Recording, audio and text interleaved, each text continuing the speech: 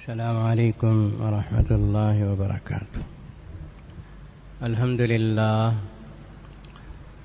للہ رب العالمین، والصلاة والسلام علی سید المرسلین محمد وآلہ واصحابہ اجمعین، اما بعد فإن أصدق الحدیث کتاب اللہ وخیر الہدی ہدی محمد صلی اللہ علیہ وسلم، وشر الأمور محدثاتها وكل محدثة بدعة وكل بدعة ضلالة وكل ضلالة في النار۔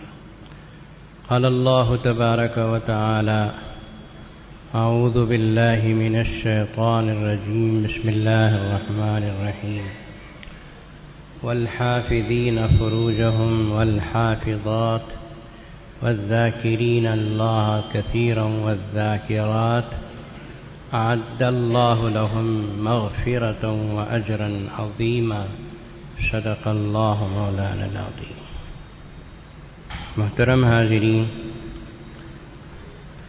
پچھلے جمعہ میں نے عرض کیا تھا، آپ کو یاد ہوگا کہ سورہ نور میں اللہ تعالیٰ نے سب سے پہلا حکم جو نازل فرمایا وہ یہ ہے کہ اگر غیر شادی شدہ شخص زنا کرے، مرد یا عورت، تو اس کو 100 کوڑے مارے جائیں گے، اور اگر شادی شدہ شخص یا کوئی عورت اس فعل بد میں مبتلا ہوتے ہیں تو ان کو سنگسار کر دیا جائے گا۔ یہ قرآن مجید کا حتمی اور قطعی حکم ہے۔ اس حکم کے پیچھے حکمت یہ ہے کہ اللہ تعالیٰ مسلمانوں کو پاک دامن اور عفت و عصمت کے ساتھ دیکھنا چاہتے ہیں۔ مسلمانوں کا معاشرہ، یا یوں کہیے کہ اسلامی معاشرہ، اس کے ستونوں میں سب سے اہم ستون ہے پاک دامن ہونا۔ امت کا ہر فرد، امت کی ہر عورت پاک دامن ہو، اس کے اخلاق و کردار میں کسی قسم کا جھول نہ ہو، بد نظری نہ ہو، بد نیتی نہ ہو، دل اور دماغ کے اندر کسی قسم کی خرابی نہ ہو، ماں بہن کی عزت ہو، بڑوں کا ادب ہو، چھوٹوں پہ شفقت ہو، نظریں غلط نہ اٹھتی ہوں۔ یہ اسلامی ماحول اور معاشرے کی خصوصیات ہیں۔ اپنی عزت کی حفاظت کرو، اپنی عصمتوں کی حفاظت کرو۔ اس امت مسلمہ کے مردوں کو بھی چاہیے، عورتوں کو بھی چاہیے کہ وہ اپنی نگاہ کے ساتھ ساتھ، اپنے دل و دماغ کے ساتھ ساتھ اپنی شرمگاہوں کا بھی غلط استعمال کرنے سے حفاظت کریں۔ اس کے لیے اللہ تبارک و تعالیٰ کی طرف سے وعدے ہیں۔ قرآن مجید میں ارشاد فرمایا: والحافظین فروجہم والحافظات، وہ مرد جو اپنی شرمگاہوں کا غلط استعمال نہیں کرتے، وہ عورتیں جو اپنی شرمگاہوں کا غلط استعمال نہیں کرتے، مطلب یہ کہ ناجائز طریقے پر استعمال نہیں کرتے، پھر اللہ کو یاد کرتے ہیں، اللہ کا ذکر کرتے ہیں، تو اعد اللہ لہم مغفرۃ، اللہ پاک نے ان کے لیے مغفرت تیار کر رکھی ہے، وَأَجْرًا عَظِيمًا، اور ان کے لیے بڑا اجر ہے۔ صرف نمازیں پڑھ لیں، ذکر و اذکار کر لیں، لیکن گھروں میں گندگی ہو تو کام نہیں بنے گا۔ اپنے اخلاق و کردار کو بنائیے، اپنی عزتوں اور عصمتوں کی حفاظت کیجیے، شرمگاہوں اور زبانوں کا غلط استعمال سے بچیے۔ اللہ تعالیٰ نے قرآن مجید میں کئی جگہ یہ الفاظ فرمائے ہیں کہ اپنی شرمگاہوں کی حفاظت کرنے والے ہی سچے مومن ہیں، غلط استعمال کرنے والے کے ایمان میں خلل ہوتا ہے۔ قد افلح المؤمنون، مومن کامیاب ہو گئے۔ کون سے مومن؟ صرف ٹوپی اور صرف داڑھی یا اپنے آپ کو اسلامی نام رکھ لینے والے؟ اللہ نے صفتیں بیان فرمائی، الذین هم فی صلاتہم خاشعون، وہ مومن جو اپنی نمازوں میں خشوع اور خضوع برتتے ہیں۔ کئی صفتوں کے ساتھ اللہ تعالیٰ نے یہ بھی فرمایا کہ والذین هم لفروجہم حافظون، وہ مومن مرد و عورت جو اپنی شرمگاہوں کے غلط استعمال سے بچتے ہیں۔ اللہ نے انسان میں شہوت رکھی ہے، اس کو استعمال کرنے کا موقع بھی اللہ نے فراہم کیا، الا علی ازواجہم، ہاں اگر تمہاری بیویوں کے پاس تم جاتے ہو تو تمہیں کوئی پکڑ نہیں، کوئی مواخذہ نہیں، بلکہ الٹا ثواب ملے گا۔ سمجھ میں آ رہا ہے؟ الٹا ثواب ملے گا۔ صحابہ کرام رضوان اللہ تعالی علیہم اجمعین کے مجمع میں آپ نے فرمایا کہ بیوی کے منہ میں لقمہ دو گے تو صدقے کا ثواب ہے۔ صحابہ کرام کو بڑا تعجب ہوا، پوچھا کیوں؟ فرمایا کہ یہی کام اگر غیر عورت کے لیے کرو گے تو گناہ ہوگا نہیں ہوگا؟ گناہ ہوگا۔ جو اپنی بیوی کے منہ میں لقمہ دو گے تو پھر ثواب کیوں نہیں ملے گا؟ صاف بات ہے، صدقے کا اجر و ثواب ہے۔ غلط استعمال نہ ہو، الا علی ازواجہم۔ اس زمانے میں لونڈیوں کا رواج تھا، اب لونڈیوں کا رواج بھی ختم ہو گیا، صرف بیوی، ایک بیوی رکھو، دو بیوی رکھو، کوئی اسلام میں ممانعت نہیں، لیکن حرام کاری سے بچو، اپنی شرمگاہوں کے غلط استعمال سے بچو۔ یہ ہے پوری سورہ نور قرآن مجید کی مشہور و معروف سورت کے تقریباً 3 رکوع کا خلاصہ ہے۔ اسلام کی تعلیمات میں سب سے اہم تعلیم یہ ہے کہ بندہ مومن اپنے دامن کو پاک و صاف رکھے۔ نوجوانوں کو خاص طور پر یہ ضروری ہے کہ وہ اپنے اخلاق کی حفاظت کریں۔ نبی پاک صلی اللہ علیہ وسلم نے صرف نماز ہی کی تعلیم نہیں دی، بلکہ اپنے اخلاق اور اپنے کردار کو بچا کر رکھنے کی بھی تعلیم دی۔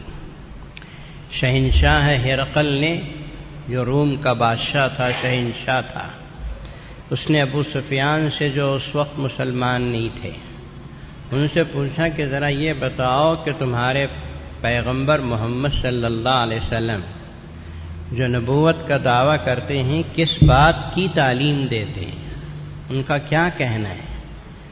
تو ابو سفیان جو اس وقت کافر تھے، انہوں نے الفاظ جو بیان کیے اسے بخاری شریف نے نقل کیا۔ کان یأمرنا بالصلاۃ والعفاف والصلہ، ایک ایک لفظ کو غور سے سنیے۔ محمد صلی اللہ علیہ وسلم ہم کو نماز کا بھی حکم دیتے ہیں، والعفاف، عفاف پاک دامنی کا بھی حکم دیتے ہیں، غلط استعمال نہیں، والصلہ، اور صلہ رحمی کا، رشتہ داروں کے ساتھ اچھے سلوک کا بھی حکم دیتے ہیں۔ تو عفاف پاک دامنی کو کہتے ہیں، اپنے اخلاق کو صاف رکھنا، اپنی نگاہ کو، اپنے دل دماغ کو، نیتوں کو صاف رکھنا، یہ بندے مومن کے ایمان کے لیے ضروری ہے۔ اگر نظریں خراب ہو گئی، نیتیں خراب ہو گئی، دل خراب ہو گئے، پھر تو اپنے ایمان کی خبر لینے کی ضرورت پیش آئے گی کہ ہمارے ایمان میں کوئی کمی ہے جس کی وجہ سے ہم بھٹک رہے ہیں۔ حضرت سیدنا یوسف علیہ السلام، اللہ کے جلیل القدر نبی، زلیخا نے ان کو دعوت دی گناہ کی، قالت حیت لک۔ سورہ یوسف میں اللہ تعالیٰ نے بڑی تفصیل سے ان کے کردار کو بیان کیا۔ زلیخا جو عزیز مصر کی بیوی تھی، انتہائی حسین و جمیل اور خوبصورت تھی، اس نے کہا ہے تلک، میں تمہارے لیے تیار ہوں، تم میرے ساتھ گناہ کرو۔ تو حضرت سیدنا یوسف علیہ السلام نے جو الفاظ کہے، اللہ نے قیامت تک کے لیے اس کو نوجوانوں کے لیے محفوظ کر دیا قرآن مجید۔ قال معاذ اللہ، حضرت یوسف علیہ السلام نے فرمایا اللہ کی پناہ، کوئی رکاوٹ نہیں۔ عزیز مصر کی بیوی خود ہی 7 دروازوں میں بند گناہ کی طرف بلا رہی ہے، کوئی رکاوٹ نہیں ہے۔ حضرت یوسف علیہ السلام نے 7 دروازوں کے اندر بند کمرے میں اللہ کو یاد کیا، نہیں مجھے اللہ کا ڈر ہے، میں اللہ سے ڈرتا ہوں، اللہ کی پناہ چاہتا ہوں۔ یہ 7 کیا 700 دروازے بھی ہوں تو اللہ کی نظر سے بچ نہیں سکتے۔ اللہ ہماری مغفرت فرمائے، ہم پتہ نہیں کہاں کہاں بھٹک رہے ہیں، کہاں کہاں غلطیاں کرتے چلے جا رہے ہیں۔ قال معاذ اللہ، اللہ کی پناہ اس طرح کی بدفعلی سے اور بدنیتی، اس طرح کے حرام کاموں سے میں اللہ کی پناہ چاہتا ہوں۔ مجھے یاد آیا حضرت سلیمان بن یسار جو بڑے تابعی ہیں، ان کے بارے میں تاریخ میں لکھتے ہیں کہ ایک مرتبہ وہ ایک قافلے کے ساتھ حج کو نکلے۔ راستے میں اس زمانے میں اونٹوں گھوڑوں پہ سفر ہوتا تھا، راستے میں کسی جگہ پڑاؤ ڈالے خیمے کے اندر موجود تھے، سارے ساتھی ادھر ادھر بکھرے ہوئے تھے اپنی ضرورتوں کے لیے، تو ایک خوبصورت عورت نقاب پہنے ہوئے ان کے خیمے میں آ گئی اور آ کر حضرت سلیمان بن یسار کے سامنے کھڑی ہو گئی، سوال کیا، کچھ مانگا۔ حضرت سلیمان بن یسار رحمۃ اللہ علیہ فرماتے، میں نے سوچا کہ شاید کچھ پیسے کھانے پینے کی چیز مانگتی ہے، تو میں نے کچھ کھانے پینے کی چیزیں اس کے سامنے آگے کر دی۔ تو اس عورت نے کہا کہ اتنے بے وقوف ہو، پھر اپنا نقاب اس نے کھول دیا۔ بہت حسین و جمیل خوبصورت عورت، کہا کہ میں بھی جوان، تم بھی جوان، میں تم سے کیا مانگ سکتی ہوں؟ حضرت سلیمان بن یسار رحمۃ اللہ علیہ سمجھ گئے کہ یہ میری پوری زندگی کے اعمال کو برباد کرنے کے لیے آئی ہے، اور چیخیں مار کے دہاڑے مار کے رونے لگے۔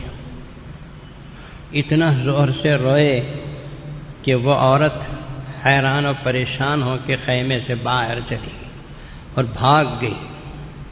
حضرت سلیمان بن یسار رحمۃ اللہ علیہ بہت دیر تک روتے رہے، اللہ نے بچا لیا، ورنہ پتہ نہیں میں ملوث ہو جاتا تو برباد ہو جاتا۔ پھر بعد میں رات کو سوئے تو حضرت سیدنا یوسف علیہ السلام کی خواب میں زیارت ہوئی، پیغمبر خدا کی زیارت ہوئی، اور حضرت یوسف علیہ السلام نے فرمایا سلیمان، میں نے نبی ہو کر جو کام کیا تو نے خدا کا ولی ہو کے وہ کام کر دیا، اللہ نے تجھے بھی بچا لیا، مجھے بھی بچا لیا۔ اسے کہتے ہیں بچنا، بچنے کی کوشش کرو، فتنے پھیلے ہوئے ہیں چاروں طرف۔ اس وقت ہم بھی بچیں، ہماری اپنی اولاد بچوں اور بچیوں کی حفاظت کریں، وقت کی اہم ترین ضرورت ہے، اسے یاد رکھو۔ اپنے دامن کو پاک و صاف رکھنا خود بھی اور اپنے بچوں کو بھی اس بات کی تعلیم دینا، یہ انتہائی اہم ترین اور اشد ضرورت ہے۔ جو لوگ اپنے دامن کو پاک و صاف رکھتے ہیں، نظروں کو بچا کے رکھتے ہیں، بدنیتی نہیں کرتے، ماں بہنوں کی طرف غلط نظریں نہیں ڈالتے، اللہ پاک ان کو دنیا میں عزت بھی دیتے ہیں، دولت بھی دیتے ہیں۔ جیسے مثال حضرت یوسف علیہ السلام کی ہی ہے، ان کے بھائیوں نے کنویں میں ڈال دیا، ان کو تو ختم ہونا تھا، لیکن اللہ تبارک و تعالیٰ نے ان کو عزیز مصر کے گھر پہنچا دیا۔ اب وہ جو چاہے کر سکتے تھے، کوئی رکاوٹ بظاہر کچھ نہیں تھی، لیکن انہوں نے اپنے اس اللہ کو یاد رکھا جس نے کنویں سے اٹھا کے مصر تک پہنچایا تھا۔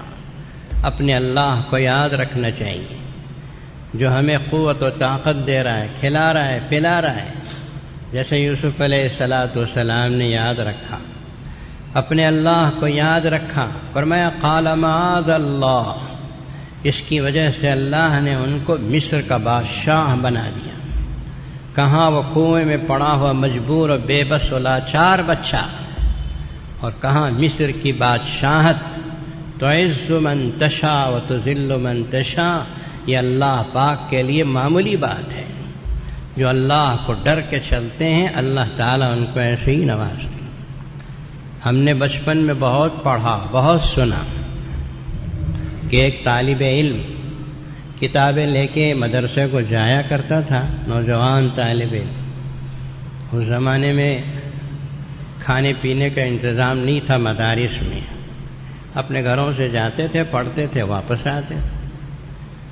تو طالب علم روزانہ جب گزرتا تھا راستے میں ایک عورت کی نظر ان پہ پڑتی تھی، وہ چاہتی تھی کہ اس نوجوان طالب علم کو اپنے گھر بلاؤں اور اس سے میں اپنی ضرورت پوری کروں۔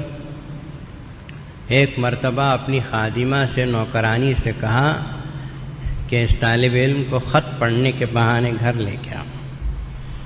نوکرانی گئی، کہا کہ خط پڑھنے کے لیے تم پڑھے لکھے ہو، ہماری مالکہ بلاتی ہیں، ذرا خدمت انجام دے دو۔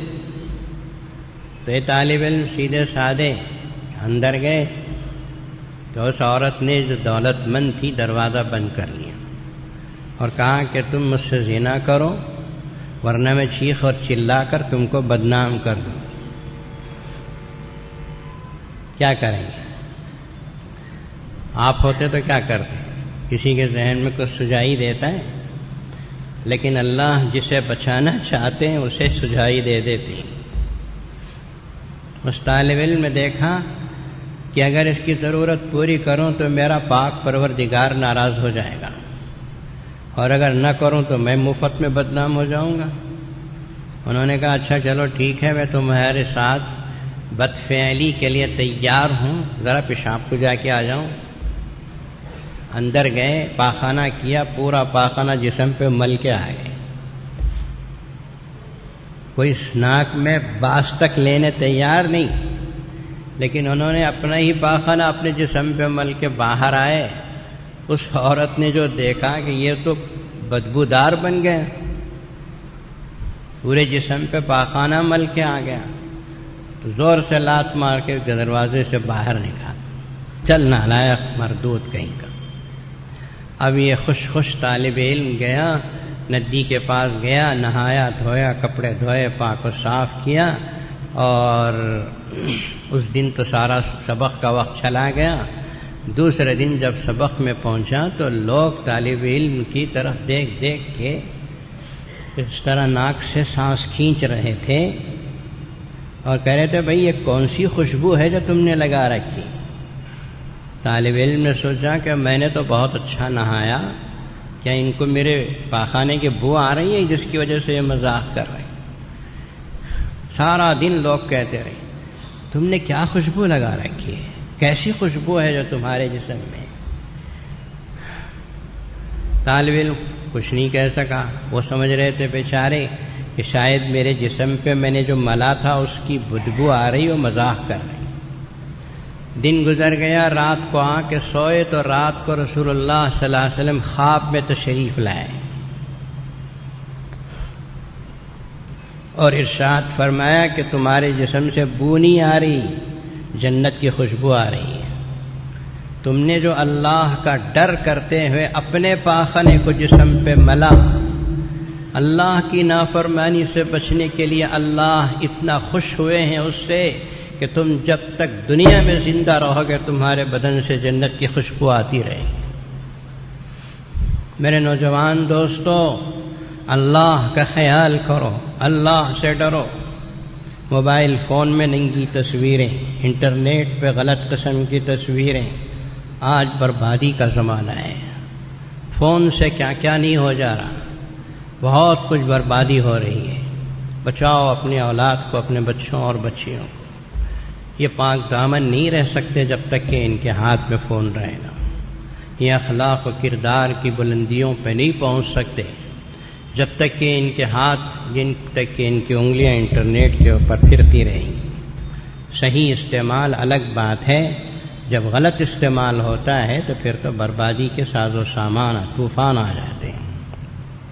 اللہ تعالیٰ نے قرآن مجید میں کئی جگہ ارشاد فرمایا کہ مومن کی علامت ہے کہ وہ اپنی عزت و عصمت کی حفاظت کرتا ہے، نبی پاک صلی اللہ علیہ وسلم نے ارشاد فرمایا، ابن ماجہ کی روایت ہے کہ جو بندے مومن دنیا میں طاقت و قوت اور قدرت رکھنے کے باوجود اپنے آپ کو حرام کام سے بچا لیتا ہے، اپنے آپ کو طاقت و قوت ہے، پیسہ ہے، سب کچھ ہونے کے باوجود اپنے آپ کو حرام کام سے بچا لیتا ہے، قیامت کے دن اللہ اس کو اپنا خصوصی دیدار فرمائیں گے۔ بچا لو اپنے آپ کو، نظروں کو بچاؤ، اپنے دل دماغ کو، اپنی نیتوں کو صاف رکھنے کی کوشش کرو، اس میں اللہ تعالیٰ بس جائیں گے۔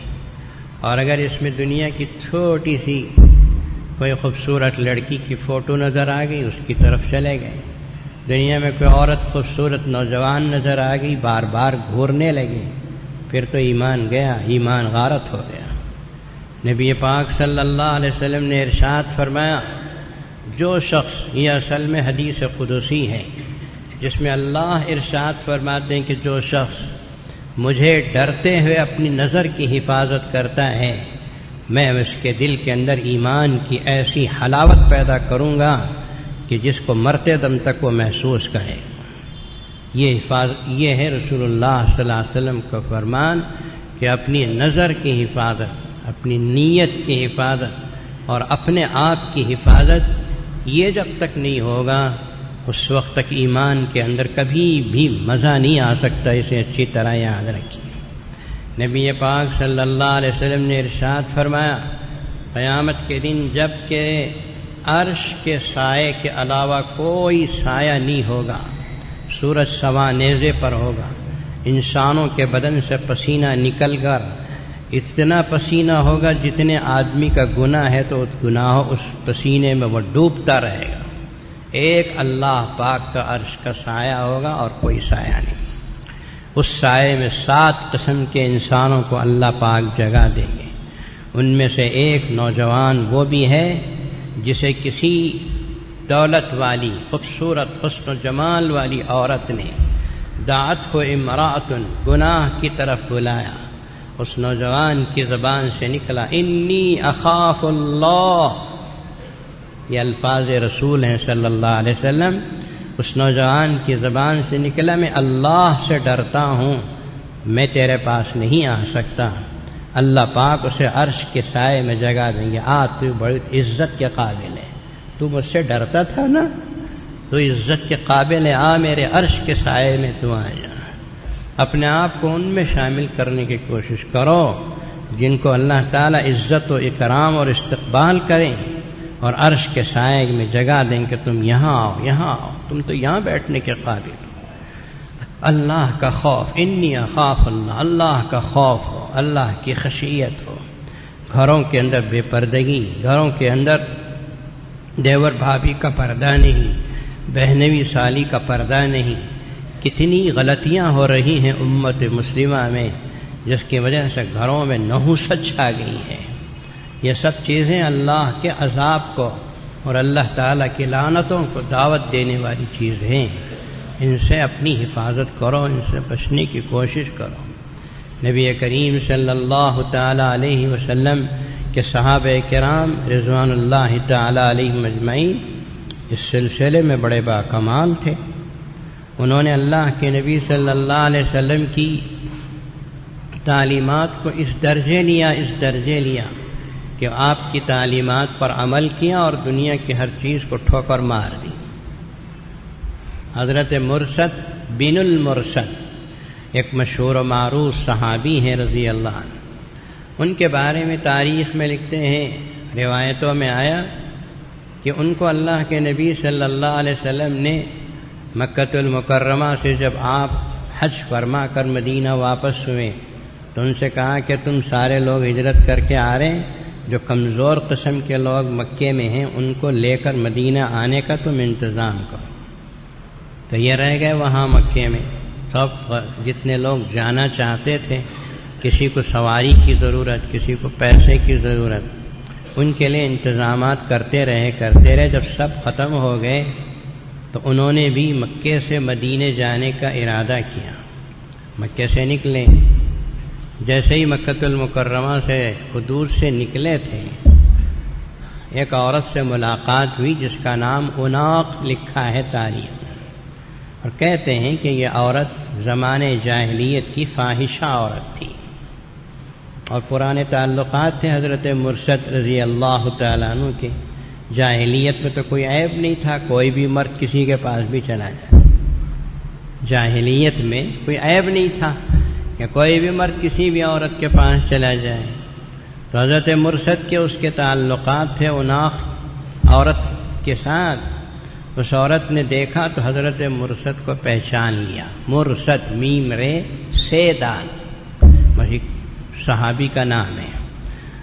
اس عورت نے ان کو پہچان لیا اور ان سے کہا کہ مرشد کہاں جا رہے ہو؟ مدینہ جا رہے ہو؟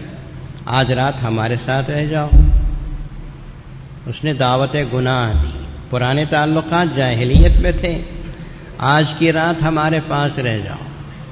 حضرت مرشد رضی اللہ تعالیٰ عنہ فرماتے نہیں، اب تو میں مسلمان ہوں، اور مسلمان اسلام کو مانتا ہے، اسلام نے زنا کو حرام قرار دے دیا، میں تو کسی صورت میں تیرے پاس ٹھہرنے کے لیے تیار نہیں ہوں۔ عناق نے کہا کہ اچھا تم اتنا بھول گئے مجھے، پرانے تمہارے تعلقات تھے، میں اس کی دہائی تم کو دے رہی ہوں، اس کا بھی تمہیں خیال نہیں۔ حضرت مرشد نے فرمایا کہ جب ہم تیرے ساتھ تعلق رکھتے تھے، جب اللہ کے رسول کو نہیں پہچانتے تھے، اب تو ہمیں اللہ کے رسول کی پہچان ہو گئی، اب ہم اچھے برے کو سمجھ چکے ہیں، کیا کھانے کی چیزیں کیا تھوکنے کی چیزیں ہم کو پتہ چل گیا، اب تو رہنے والا نہیں۔ عناق نے کہا کہ اچھا میں بھی چیخ مار کے لوگوں کو جمع کرتی ہوں اور تم پہ الزام لگاتی ہوں۔ حضرت مرشد کہتے ہیں کہ آپ کون الجھے اس سے؟ تو میں بھاگا وہاں سے، پہاڑیوں میں دامنوں میں بھاگتا کفار و مشرکین سے بچتا آتا مدینۃ المنورہ چلا گیا، اور نبی پاک صلی اللہ علیہ وسلم سے عرض کیا تو اللہ کے نبی صلی اللہ علیہ وسلم نے فرمایا کہ تم پہ خدا کی رحمت ہو، تم نے اپنے آپ کو اللہ کی مدد سے بچا لیا، اللہ کی مدد سے تم بچ گئے۔ میرے بھائی یہ بہت بڑی دولت ہے کہ مسلمان اپنے آپ کو حرام کاری سے حفاظت کرے، نظر بچائے، نیت کو اچھی رکھے، خراب ہونے نہ دے، اپنے دل دماغ کی حفاظت کرو۔ یہ دل یہ دماغ اللہ کے بسنے کی جگہ ہے، اللہ کے رسول کی محبت بسنے کی جگہ ہے، کسی غیر کو جگہ دینے کی ضرورت نہیں ہے۔ آج تو تھوڑا سا کوئی سافٹ ویئر انجینئر ہو گیا اور کوئی آرکیٹیکٹ بن گیا، کوئی ABCD پڑھ لیا تو اب وہ آزاد کسی عیسائی لڑکی سے محبت کر لے، اس کے ساتھ شادی کر لے، کسی غیر مسلم عورت سے شادی کر لے، یا اس کے ساتھ محبت کے پینگے بڑھانے لگے۔ کیا یہ اسلامی انداز ہے؟ کیا اسلام اس کی اجازت دیتا ہے؟ کیا آپ کو کلمہ طیبہ پڑھنے والی کوئی لڑکی نہیں مل سکتی جس کے ساتھ آپ نکاح کر سکیں؟ ہر ہفتے میں 1 2 3 واقعات ہمارے کان تک پہنچتے رہتے ہیں، اچھے گھرانوں کے لڑکے عیسائی لڑکیوں کے شکار ہوتے ہیں، غیروں کے شکار ہوتے ہیں، جس کی وجہ سے دشمنوں نے کچھ نہ کچھ بنا لیا کہ یہ لو جہاد کرتے ہیں۔ کہاں کا جہاد ہے؟ کس طرح کا ہے؟ اسلام میں تو حرام ہے یہ، ہم کہاں اس کی اجازت دے سکتے ہیں؟ کسی لڑکی کی طرف نگاہ اٹھانا، غلط نگاہ اٹھانا اسلام میں حرام قرار دیا گیا۔ قرآن مجید میں ہر حکم اللہ نے مرد و عورت کو ملا کے بیان کیا ہے۔ اقیموا الصلاۃ وآتوا الزکاۃ، نماز قائم کرو، زکوٰۃ دو، یہ مرد کے لیے بھی ہے، عورت کے لیے بھی۔ ایک ہی لفظ میں مرد بھی داخل، عورت بھی داخل، لیکن ایک حکم، بعض احکام ایسے ہیں کہ جن کو اللہ نے الگ الگ بیان کیا ہے۔ مثال کے طور پر اسے غور سے سن کے رکھیے، اپنی نظروں کو نیچے رکھنا، یہ بھی اللہ تعالیٰ مردوں عورتوں کو ملا کے بیان کر سکتے نہیں، عورتوں کے لیے الگ آیت اتاری، مردوں کے لیے الگ آیت اتاری۔ مردوں کے لیے فرمایا وَقُلْ لِلْمُؤْمِنِينَ يَغُضُّوا مِنْ أَبْصَارِهِمْ وَيَحْفَظُوا فُرُوجَهُمْ۔ اے پیغمبر محمد صلی اللہ علیہ وسلم، آپ اپنے ان صحابہ کرام کو، ان مردوں کو حکم دیجیے کہ اپنی نظروں کو نیچے رکھیں، اپنی شرمگاہوں کی حفاظت کریں۔ ذالک ازکا لہم واطہر، یہ ان کے لیے بہت پاکیزہ ہے، ان کے ایمان کو صاف رکھنے کے لیے ضروری ہے۔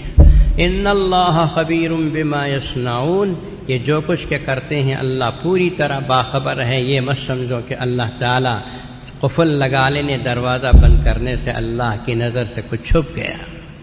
تو مردوں کو فرمایا قل للمؤمنین یغضوا من ابصارہم، مردوں کو حکم دو، مسلمان مردوں کو کہ نظر نیچے رکھیں۔ یہ ایک ہو گیا، عورتوں کو الگ سے فرمایا، اسی کے بعد ہے، آگے زیادہ دور نہیں۔ وقل للمؤمنات یغضضن من ابصارہن ویحفظن فروجہن، اور اے پیغمبر صلی اللہ علیہ وسلم ان صحابیات کو، ان عورتوں کو بھی حکم دو کہ اپنی نظروں کو نیچے رکھیں اور اپنی شرمگاہوں کی حفاظت کریں۔ الگ الگ اللہ تعالیٰ نے حکم دیا، جس کا مطلب یہ ہے کہ یہ کوئی خاص بات ہے جس کے لیے الگ الگ آیت قرآن مجید میں اللہ تبارک و تعالیٰ نے اتاری۔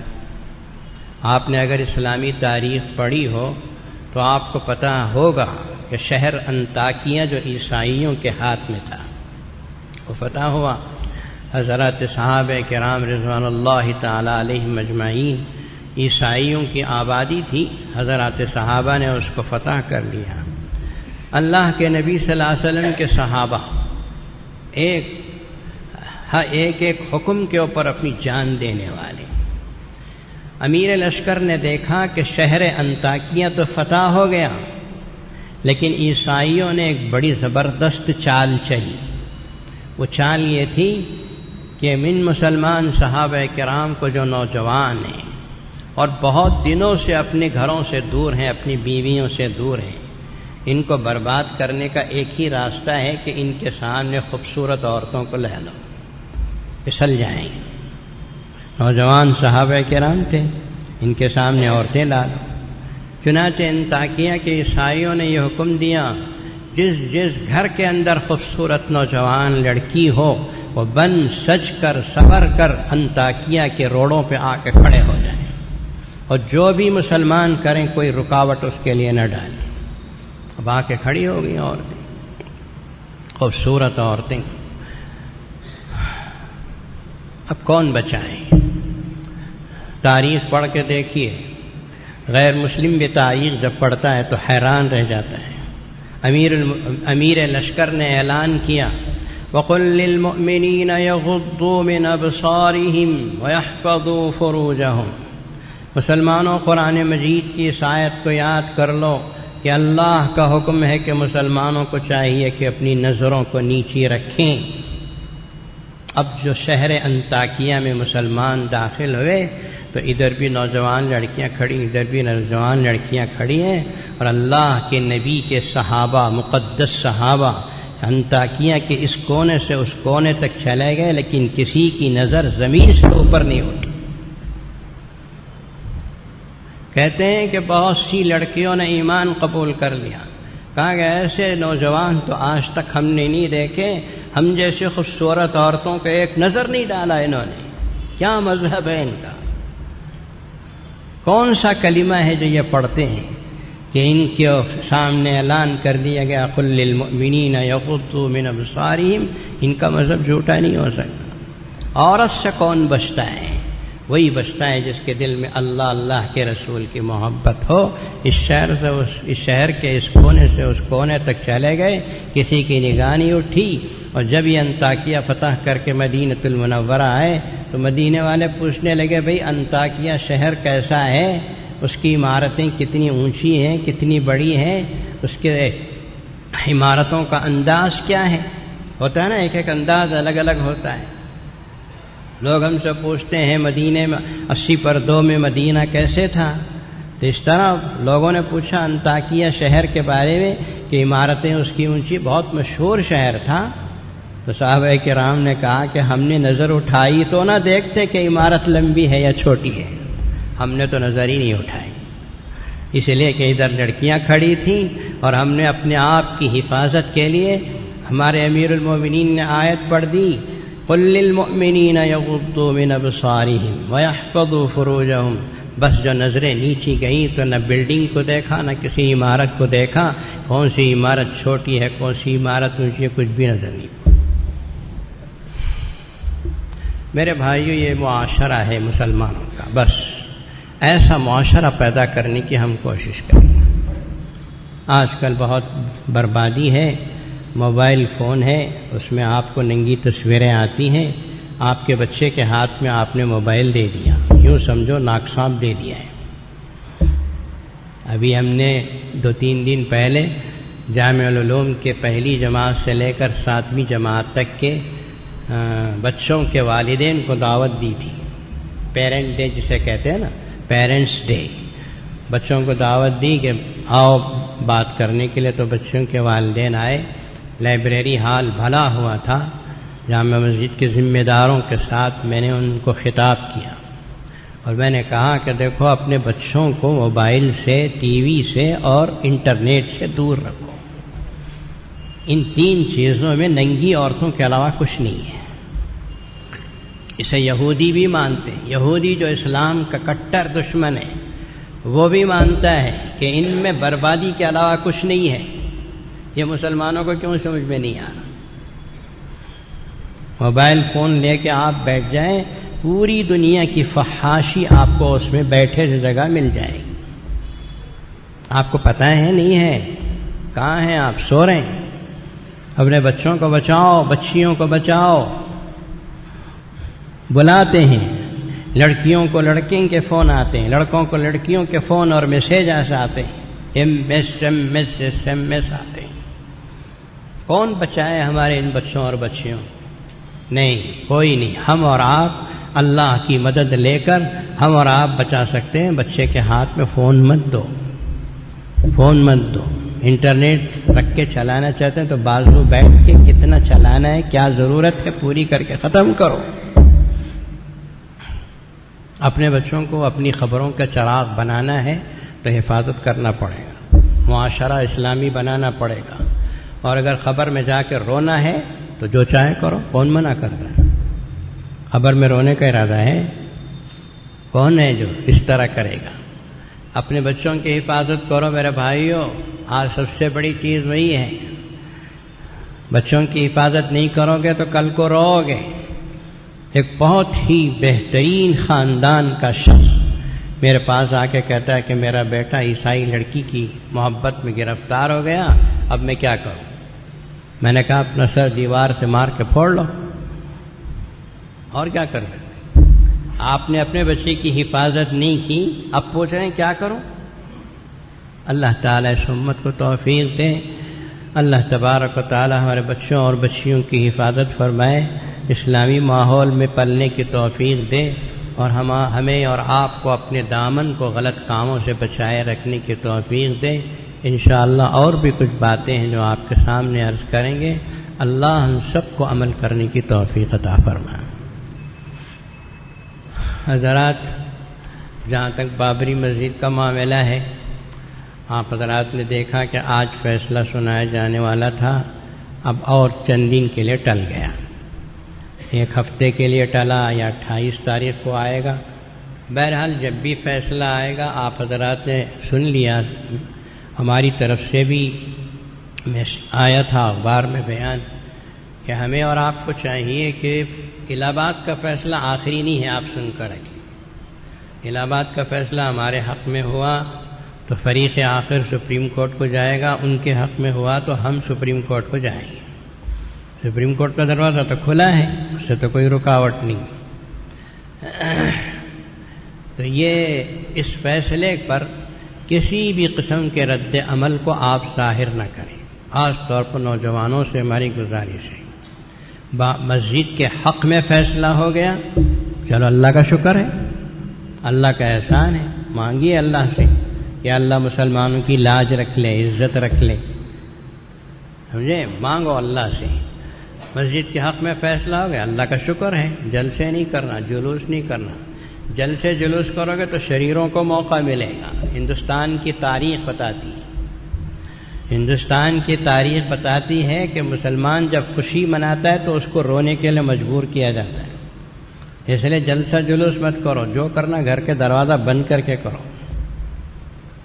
اور اگر مسجد کے حق میں فیصلہ نہیں ہوا تب تو کوئی بات نہیں، تب بھی اللہ کے پاس روئیں گے، اور سپریم کورٹ کا دروازہ مسلم پرسنل لا بورڈ کے ہاتھ میں یہ مسئلہ ہے، اور اس کی ایک باڈی ہے جو اس کے سلسلے میں کام کر رہی ہے، حضرت مولانا رابع حسنی صاحب کی زیر قیادت، تو وہ سپریم کورٹ جائیں گے، وہاں لڑیں گے انشاءاللہ العزیز۔ ہمیں کسی قسم کا رد عمل ظاہر نہیں کرنا ہے۔ خاص طور پر نوجوانوں سے میری گزارش ہے کہ روڈوں پر آنا، پھر کسی طرح کی حرکت کرنا اور دوسروں کو شرارت کا موقع دینا، یہ انتہائی حماقت اور بے وقوفی ہے۔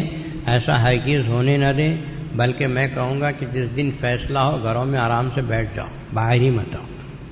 یہ بزدلی نہیں ہے، یہ وقت کا تقاضا ہے، یہ حکمت عملی ہے۔ ہم بزدلی نہیں سکھاتے آپ کو، ہم ہمت و جوامردی سکھاتے ہیں جب ضرورت اس کی ہو۔ اب ضرورت نہیں ہے اس کی، اس لیے کہ الہ آباد کا فیصلہ جو بھی ہوگا پھر یہ سپریم کورٹ تو ضرور جائے گا، سپریم کورٹ تو آخری کورٹ ہے، وہاں پہنچے گا۔ اس لیے کسی قسم کا رد عمل ظاہر نہ کریں۔ اللہ تبارک و تعالیٰ سے دعا ہے کہ اللہ تعالیٰ مسلمانوں کی لاج رکھ لے، عزت رکھ لے۔